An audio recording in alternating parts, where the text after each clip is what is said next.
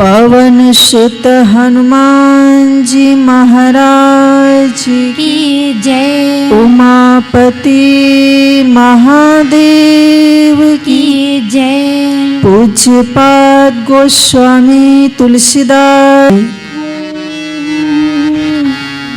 परमात्मा की अहेतु करुणा कृपा से आज हम सभी श्री सीतारामचंद्र जी की महती अनुकंपा से, पूज्य गुरुदेव की महान अनुकंपा से आज हम सभी पितृपक्ष के इस पावन अवसर पर श्री रामचरितमानस के माध्यम से दिव्य सत्संग श्रवण करने का यह परम सौभाग्य आज प्राप्त करने जा रहे हैं। बड़ा ही सुंदर समय चल रहा है और विशेषकर इस समय तो पितृपक्ष का समय चल रहा है, श्राद्ध पक्ष का समय चल रहा है।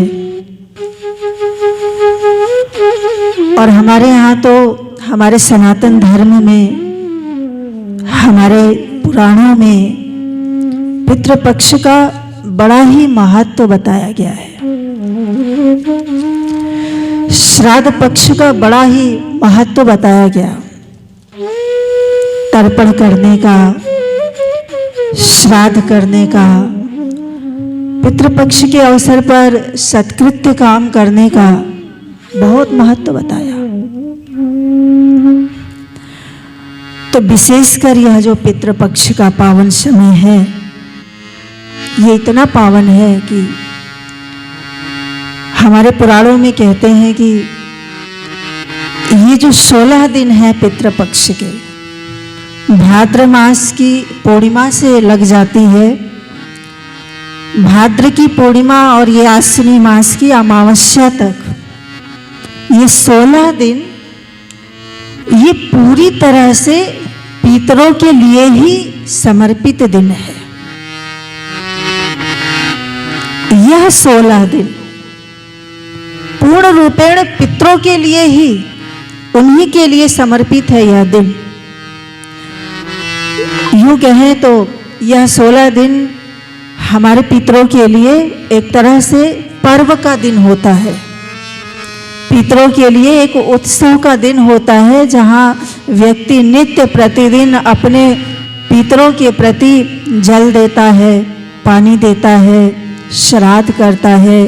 जो मृत्यु की तिथि होती है उस तिथियों में विधि पूर्वक लोग श्राद्ध करते हैं, श्रद्धा पूर्वक लोग तर्पण करते हैं, जल देते हैं, पिंड देते हैं, पानी देते हैं।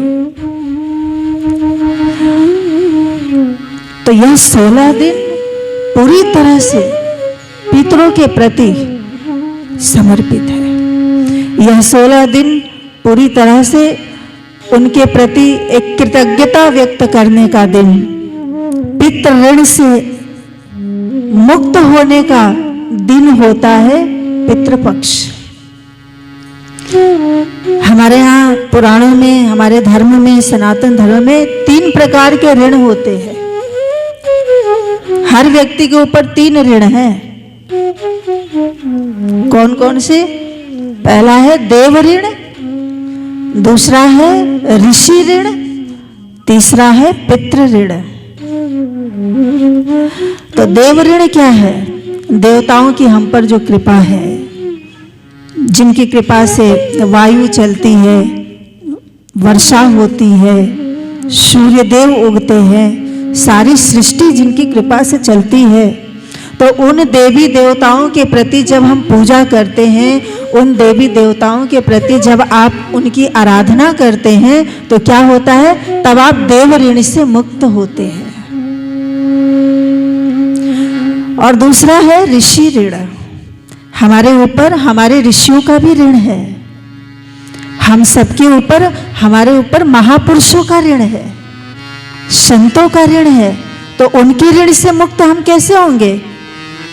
तो कहा कि जो हमारे ऋषियों ने ग्रंथों में, शास्त्रों में जो मार्ग बताया, जो हमारे ऋषियों ने शास्त्र लिखे, जो हमारे ऋषियों ने ग्रंथ लिखे, उस ग्रंथ के अनुसार उनके बताए हुए मार्ग पर चल करके हम ऋषि ऋण से मुक्त हो सकते हैं।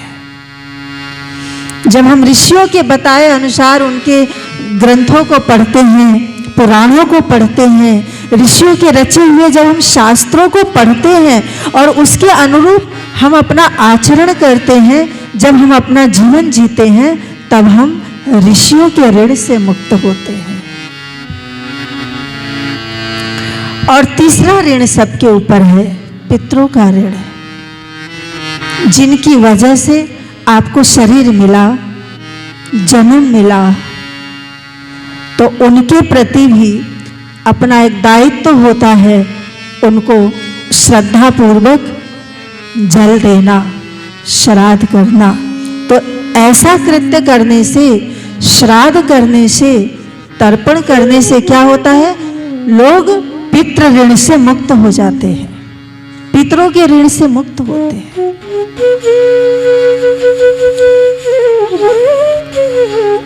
तो पितर पक्ष में, श्राद्ध पक्ष में श्राद्ध करना, और श्राद्ध का अर्थ क्या है? देखो, श्राद्ध का अर्थ है श्रद्धा पूर्वक अपने पितरों को याद करके उनके प्रति जो कुछ किया जाए वही श्राद्ध कहलाता है। जब आप श्रद्धा पूर्वक उनको याद करके जब आप कुछ देते हैं तो वह सीधे उन तक पहुंचता है।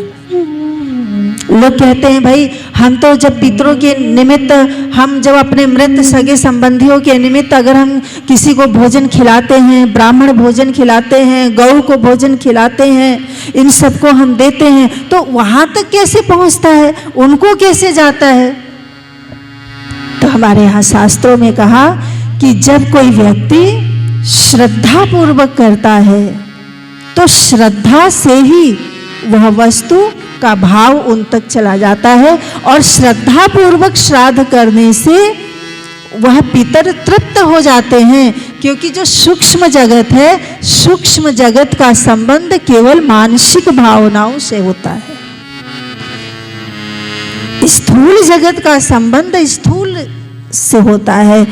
स्थूल शरीर है तो हम सीधे भोजन करेंगे, स्थूल शरीर है तो हम सीधे पानी मुंह में लेकर के पी लेंगे, हम सीधे भोजन कर लेंगे। लेकिन जिसके पास शरीर नहीं है, जिसके पास देह नहीं है, लेकिन अंतःकरण तो है, उनका मन तो है, उनकी बुद्धि तो है, उनके प्राण तो है, तो उनको तृप्ति कैसे मिलेगी? वो सीधे भोजन तो नहीं कर सकते, वो सीधे तो जल नहीं पी सकते।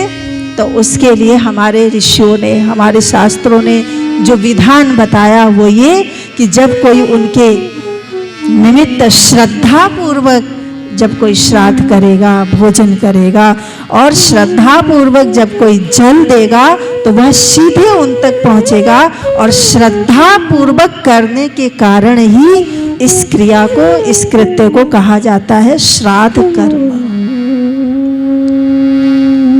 श्रद्धा पूर्वक जल देने को, श्रद्धा पूर्वक जल देने से जब पितर तृप्त होते हैं तो उसको कहते हैं तर्पण, यानी तृप्त हो गए। श्रद्धा पूर्वक देने से जो तृप्त हो गए तो वह तर्पण कहलाया। श्रद्धा पूर्वक भोजन कराने से जब वो तृप्त हो गए तो वही क्रिया श्राद्ध कहलाई। तो रामचरितमानस में गोस्वामी तुलसीदास जी ने जगह जगह पर, जहाँ पर पूजा पाठ, जप, तप, यम, नियम, योग इत्यादि साधनाओं का जिक्र किया है, तो वहीं पर गोस्वामी जी तुलसीदास जी यह भी जिक्र करते हैं कि तर्पण होम करहि विधि नाना।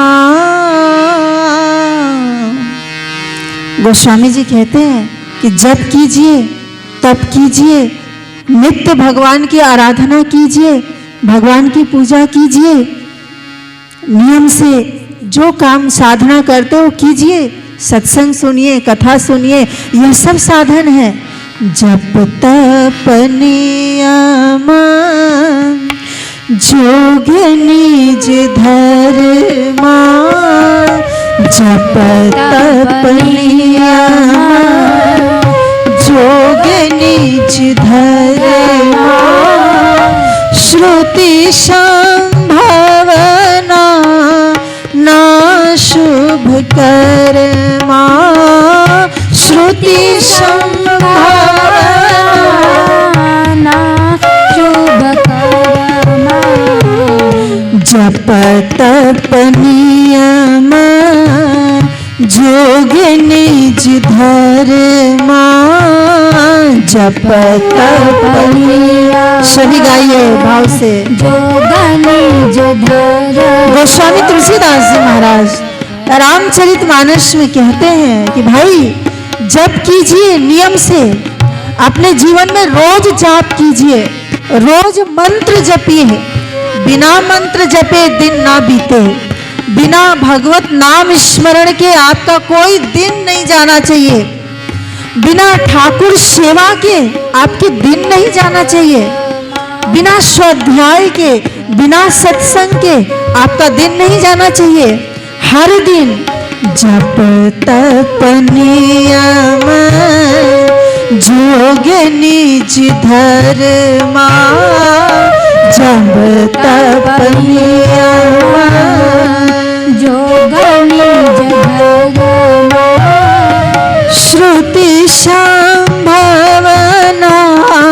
ना शुभ कर्मा श्रुति संभावना